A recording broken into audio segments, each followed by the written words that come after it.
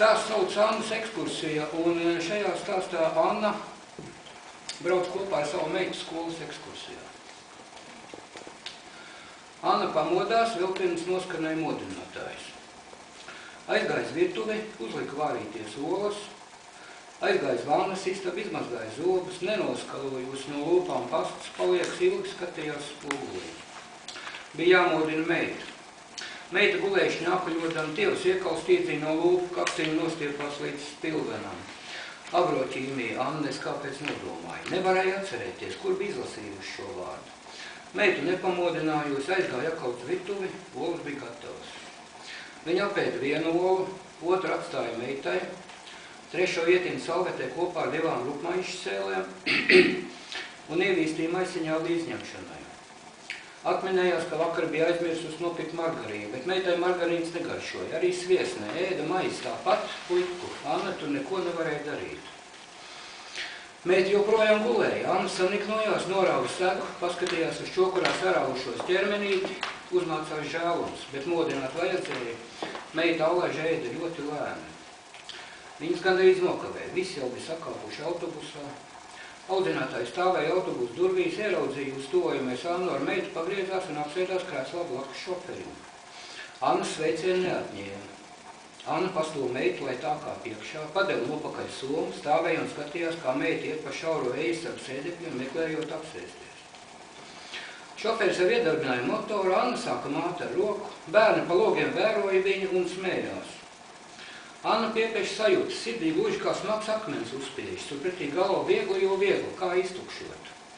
Autobusu durvis vēl bija vaļā. Anna iekāpa autobusā, audzinātāja izbrīnīti paskatījās, Anna izgrūda. Es tikai līdz robežai, tālāk ne. Audzinātāja laikam gribēja ko teikt, nepateica. Anna jau gāja uz tukšo krēslu, apsēdās blakus rudam puišelim. Viņas meita sēdēja Annai tieši aiz muguras, blakus kādai meitenītei. Bērns skaists kā eņģelīts, Anna nodomāja. Varēja taču arī manējais tās būt. Bet vai toreiz, kad mīlēja, viņai bērnu glītums bija prātā. Durvis aizvērās, autobuss sāka braukt, bērni iegavilējās, Anna pagriezās un uzsmaidīja meitai. Braucam, ja?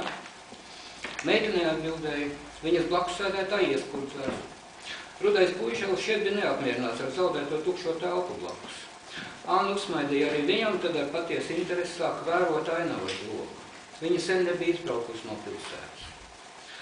Anna atpazina dažas ēkas, ko bija zinājusi pirms krietna laika. Vēroja plāksnītes ar ielu nosaukumiem uz mājas sienām, taču vairums jaunu sautu namu vai arī gluži jaunu veikalu tajās pašās vecajās mājās viņai sagādāja pārsteigumu. Pamatīgi sabūvējuši, viņi sacīja rudajam puišelim. Tas nelikās nezinis, iegrims kādā grāmatā, ko bija izvilkts no somas jau ceļu sākuma. Meitene, kas aizmugurē sēdēja blakus viņas meitai, atkal ieskurdzās. Autobus izbrauc no Rīgas.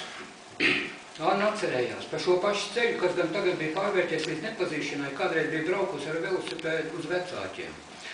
Toreiz bija varējis bez īpaši piepūles aizbraukt turp un atpakaļ tiesa, atpakaļ ceļā saulē apsvilušos plecus sāpīgi berzēja pat vieglā zīda blūzīti. Tev ir velosipēds, viņa jautāja rudajām puišelim, kurš šoreiz mirkli pavērās Annā, lai noraidoši papurinātu galvu un atkal atsāktu lasīt. Es kādreiz pa šo ceļu braucu ar velosipēdu, Anna sacīja, līdz pašiem vecākiem aizbrauc. Meitene aizmugurē atkal ieskurdzās un Anna pagriezās pret viņu. Netica, es nemeloju. Meitene skatījās Annā, varēja redzēt viņu ar pūlēm valdās, lai nesāktu smieties vēl skaļāk. Anna novērsās, sadzirdēja, kā aizmugurē nočuks. Tev gan jocīga mamma. Anna saspringa, cenšoties saklausīt, ko atbildēs meita, bet neko nesaklausīja. Autobus raucās uz priekšu, aiz loga zibēja lauki, mājas, mežs, atkal lauki, atkal mājas. Annai vēl nebija apnicis skatīties, kaut viņa brauc jau diezgan ilgi. Blakus sēdošais rudais puišelis beidz lasīt, izvilka no somas statoilas viesmaižu kārbu un sāk ēst. Kāpēc signāla visa bērni sāk rakņāties somās un vilkt ārā līdzpaņemto? Anna pagriezās pret meitu. Paēd to arī, viņa teica. Meita papurināja galvu. Paēd, taču redz, ka viss ēd. Vēlāk viena patēdīs, Anna jautāja. Meita atkal papurināja galvu. Anna pastiepa roku. Iedod somu. Meita nepakustējās. Anna piecēlās no sēdvietas, lai varētu aizsniegt pie meitas kājām uz grīdas nolikto somu, paņēma to un sāka meklēt maizi ar olu, ko no rīta bija sagatavojusi. Somā vīstokļiem nebija. Agroķīmija. Anna nodomāja un turpināja meklēt meitas somā ēdamā. Agroķīmija. Kāpēc, kad man visu laiku prātā šis vārds, Anna domāja, stāvēdama ar meitas somu rokās, ejās ap sēdekļiem. Bērni autobusā turpināja gramot līdzpaņemto un vienlaikus ar interesi skatījās uz Annu, pat bija pieklusuši. Audzinātāji autobusu priekšgalā atskatījās. Kaut kas noticis? Mēs aizmirsām ēdamo, Anna sacīja. Ko? Ēdamo aizmirsām, Anna atkārtoja. Tad piegāja pie audzinātājas, lai varētu labāk sarunāties. Skrējām, lai nenokavētu un aizmirsām paņemt līdz ēdamā. Kāpēc aizmirsāt, audzinātāji vaicāja? Visiem bija piekodināts paņemt līdz viesmaizi. Mēs ēdīsim pusdienas tikai Igaunijā. Es visiem ierakstīju dienas grāmatās. Jūs nepārbaudat meitas dienas grāmatu. Anna samulsa. Aizmirsām taču. Es teicu, uztaisīt, bet aizmirsām. Ko tagad darīt? Būs veikals, es nopirkšu. Nav te veikala, audzinātāji teica. Autobus brauc cauri mežam. Nu, kad būs tad? Viņai jāēd, viņa nevar neēst. Ārsts teica, viņai jāēd kaut mazliet, bet bieži. Viņai ar kuņģi, ziniet, skābes par daudz. Skābes par daudz. Audzinātāji nomodināja. Padomāja, izvilkt no savas somas salgas paciņu un iespied Annai rokā. Tad atkal sāka vērot ceļu, it kā Annas te nemaz nebūtu. Anna aplūkoja cepums. Paciņi bija neatvērti, lietošanas termīnu nevarēja saredzēt, varbūt pārāk smalkiem burtiņiem kaut kur rakstīts. Annai nebija brīļa, kāpēc gan lai būtu ņēmusi, bija taču domājusi, ka tikai pavadīs meitu līdz autobusam un dosies uz mājām. Viņa aizgāja atpakaļ, ielika meitai kveipī cepums un apsēdās savā vietā blakus puišelim. Visi pārējie vai nu bija pēduši vai jau beidz. Sākās atkal čalas, tev patiešām skābi kuņģī, Anna sadzirdēja. Kas notiek, ja skābi kuņģī? Annas rudais blakus sēdētājs negaidīt noprasīja. Nekas labs, Anna atbildēja. Var arī nomirt. Dzirdēji, aizmugurē atskanēja. Ēd cepumu. Anna pagriezās. Tu neēd, kāpēc tu neēd? Tu taču zini, ka sāpēs, ja nepaēdīsi. Skaistā meitenīte piekrītoši māja ar galvu un zinoši smaidīja. Piepieši Annai viņa vairs nepatika. Annai vispār nepatika cilvēki, kas pret citiem izturējās ar pārākumu sajūtu. Un šī meitenīte Annai šita tieši tāda. Kaut gan viņa vēl ir bērns, Anna domāja. Daudz sliktie bērni dīvainā kārtā izaug par labiem cilvēkiem.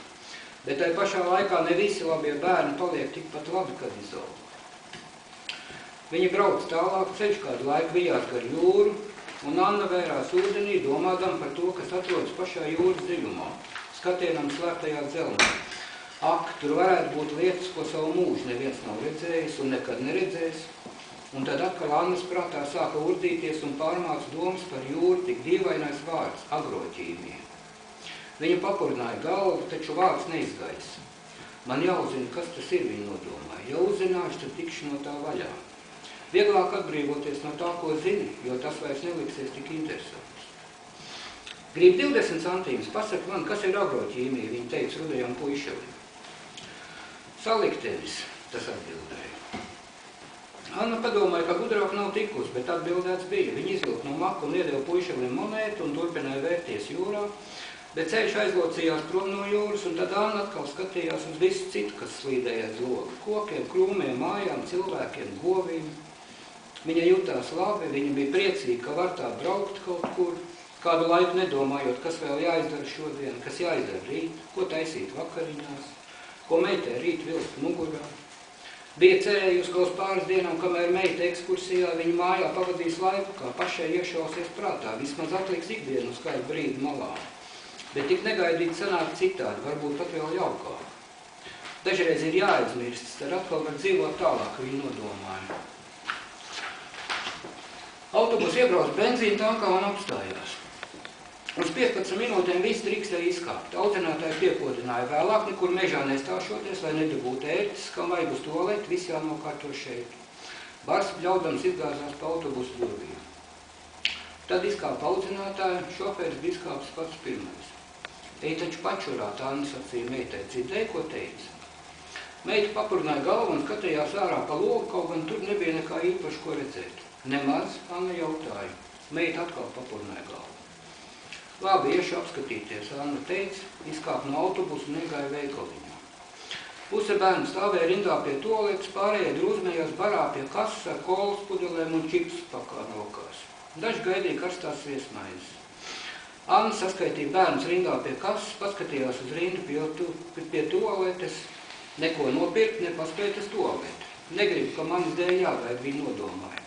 Slikti, ka nenopirkšu meitai sviestmaizes. Viņa izgāja ārā, paskatījās, nekur citu veikalu neredzēja. Bērni sāka nākt ārā un kāpt autobusā. Pēc tam iznāca audzinātāji. Kāpēc neko nenopirkāt, viņa jautāja Annai. Ko tad? Anna izbrīnījās. Meitai, audzinātāji sacīja jau skarbāk. Tā taču nevar, viņa vēl ir bērns. Jūs esat māti, pat par skābu teicāt, smieklīgi. Es citreiz brīnos, cik bezatbildīgi dažreiz var būt vecāki. Ja nu jūs tā esat pieskatīt savu bērnu vismaz uz brīdi, kamēr esat, viņš uns viens, man viņa te 20. Viņa brīdi klusēja kā pārdomādam teikto, un Anna jau grasījās ko teikt, gribēja taisnoties, bet audzinātāji pēkšņi pastiep roku un pieskārās Annas plecam. Atvainojiet, es negribēju. Neņemiet man galvā, man tā pēkšņi izlauzās. Es zinu, jums arī grūti, ar viņu nav viegli. Un viņa iekāpa autobusā. Anna apjuka. Nav viegli. Ko audzinātāji ar to bija domājusi? Meitu? Kāpēc gan? Annai nekad ar viņu nebija grūti. Anna viņu mīlēja. Nebija pat iedomājusies, ka grūti varētu būt. Nē, bet kā viņa tā? Sviestmaize patiešām jānopērk. Anna iegāja veikaliņā un šoferis autobusā sāka signalizēt.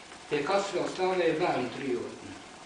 Nedzirdat signālu, paliksiet te, aizbrauks bez jums, Anna teica.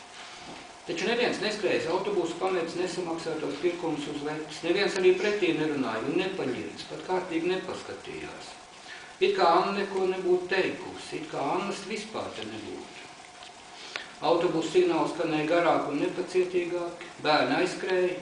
Anna samaksāja par sviestmaizi un solas paku, gāja uz autobusu, tikko iekāpa. Aiz viņas aizvērās durvis un autobusu strauji sāka braukt.